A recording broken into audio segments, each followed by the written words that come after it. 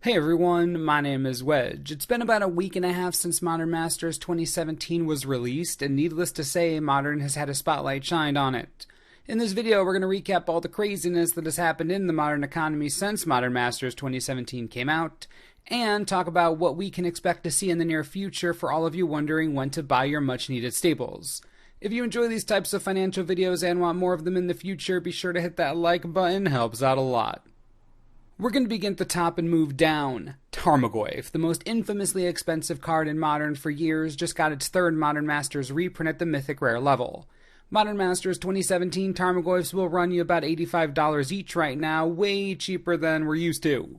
Being on this side of $100 is always a good feeling and a step in the right direction. As a matter of fact, look at the price history of the Modern Masters 2015 version of Tarmogoyf. Steady decline over the past 2 years. It's now safe to say that Tarmogoyf is the cheapest it's been since I can't even remember anymore. It's been that long. But something to keep in mind. If you expect the Tarmogoyf to drop even further, you may be in for a rude awakening. As the card drops in price, players rush to finish their playsets. Remember the 2017 graph? Look again. The card has plateaued and even went up a little bit. So if you need Tarmogoyf, you should start paying attention to these trends. Let's explore this recent uptick in other staples. At the very top of Modern Masters are the fetch lands, Liliana, Snapcaster, Cavern of Souls, all the expensive usual suspects. And unlike every other card reprinted in this set, something special is happening with these. Take a look at Snapcaster Mage. The card is announced early March, pre-order price is announced, price drops, but then the set releases, a huge influx of Snapcaster Mages hit the secondary market, and boom, prices go up. Just like with Tarmogoyf, players see the opportunity in front of them to grab Snapcaster Mage playsets, so they jump. But with all these players basically treating Modern Masters like Black Friday, the price on the Mage goes up because everyone's buying it. It's how supply and demand works. The supply was increased by a lot, but that increase in supply caused an absurd increase in demand, essentially working against the price drop that the increased supply created. All in all, hilariously ironic, a little depressing but wholly expected based on previous trends. This isn't unique to Snappy either, as fetch lands also dropped. Scalding Tarn is almost $10 more expensive now than it was on release a little over a week ago. It's insanity. So what does this mean? It means that the initial supply of Modern Masters 2017 has created a boom in immediate demand. Once that demand is satisfied, prices should reach a balance. If you're looking to get these highly sought after cards, we'll talk about that a little bit later, but suffice it to say right now is not the best time. I will say, however, don't expect Scalding Tarns to ever be $15 each. That's a pretty safe assumption to make. Modern Masters 2017 did a lot more than just nuke the prices of the most expensive cards. It also gave new life to cards that were only expensive due to lack of supply. For instance, Basilisk Collar, an equipment that is only really in one deck in Modern, spiked to oblivion in late February around $20. It's crazy. Having only ever been printed in World Wake, a small set with a high premium on it, the collar supply wasn't exactly ideal. Modern Masters comes along and boom, not only did it nuke the collar's price, it decimated it beyond repair. This little equipment is like $4 now with more supply than ever. These niche cards, these are the ones that are really saved by Modern Masters, and the collar isn't alone. Venser, Shaper, Savant, Death Shadow to a degree, Ranger of Eos, Gifts Ungiven, all these cards are played in very specific strategies or have a lack of supply. In either case, 2017 has alleviated their financial woes. Venser, Shaper, Savant was almost $20 a month ago. Now you can get a copy for $3.50. Hey, remember when Might of Old Kroza was $10? Yeah, me too. How about a copy for $1? A single dollar. Modern Masters 2017 impacted these archetype-specific cards in a big way. While a lot of players are paying attention to the fetches in Liliana, more players should be looking at these. These are the cards that make the set successful. Now speaking of successful, let's talk commons and uncommons. Where Modern Masters 2015 failed, 2017 succeeded. With exciting playable reprints like Spell Pierce, Path to Exile, Soul Warden, Serum Visions, and more, packs had a lot of value outside of the rare slot, and the prices on some of these cards went down. Really a win-win. Of course, the cards are worth less, which means the packs are worth less, but that happens all the time in every set ever. The point is that you're getting playable cards. Thanks to a common slot reprint, Spell Pierce has finally gotten the price hit it so badly needed.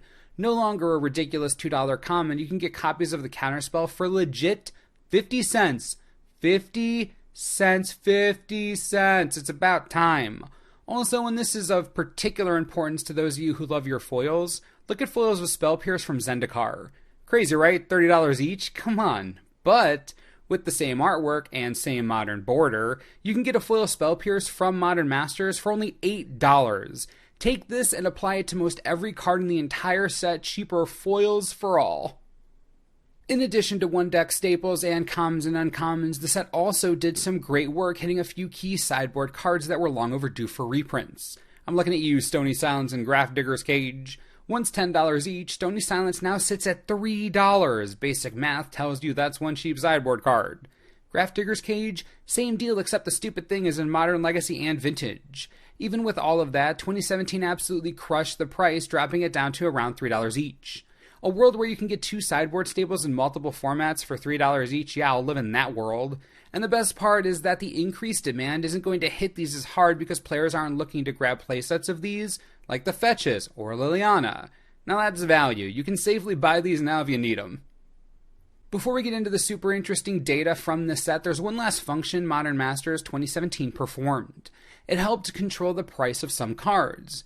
Nowhere near a staple in Modern, Cyclonic Rift's price has been concerning as of late as a Commander staple. In a recent video, we even revealed that it's played in over 50% of all Commander decks that have blue in it. The Rift's price was getting a bit too steep for comfort based on its staple status, so the reprint in Modern Masters 2017 of this Commander playable card has done wonders, guaranteeing its price won't go too crazy.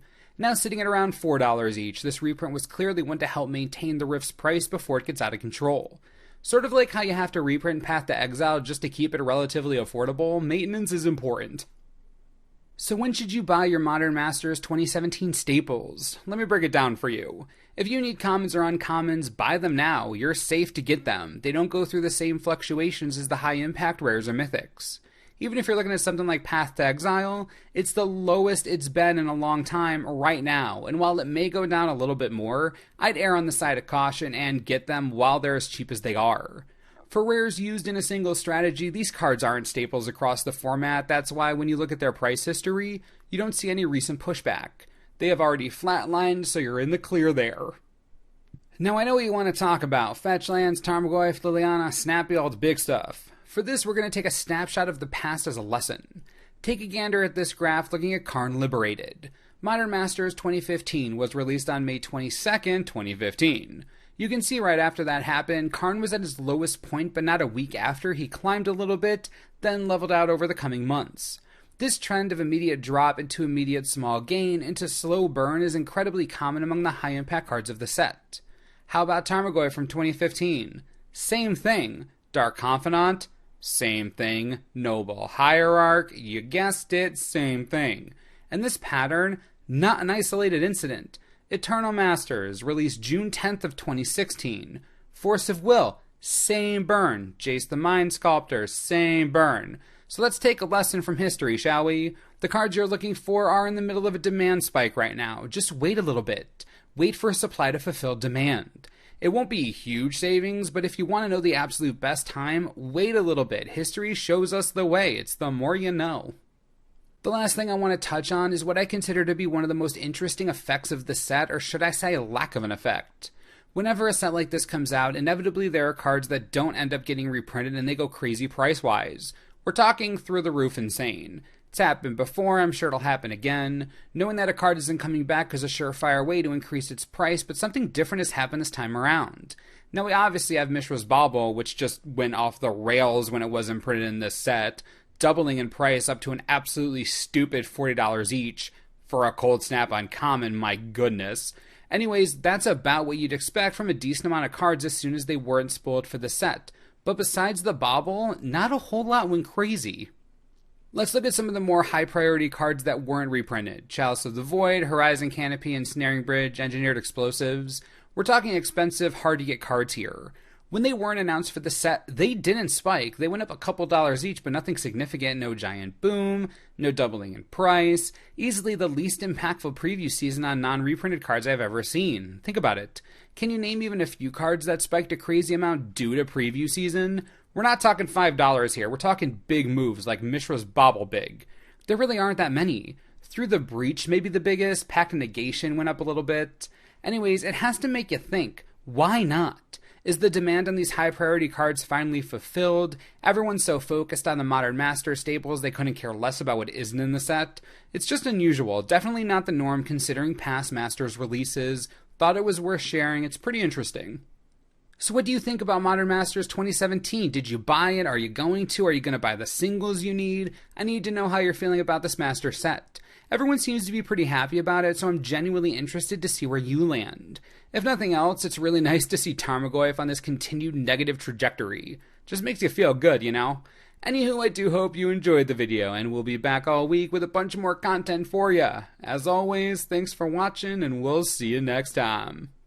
This video is brought to you in part by TCGplayer.com. Modern Masters 2017 booster boxes have come way down in price. We're talking real low.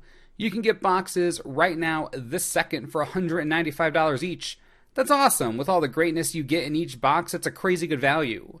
If you want a box to draft or just open, you can buy them at a baller price by clicking the link on the screen. Helps the channel, we all win, enjoy.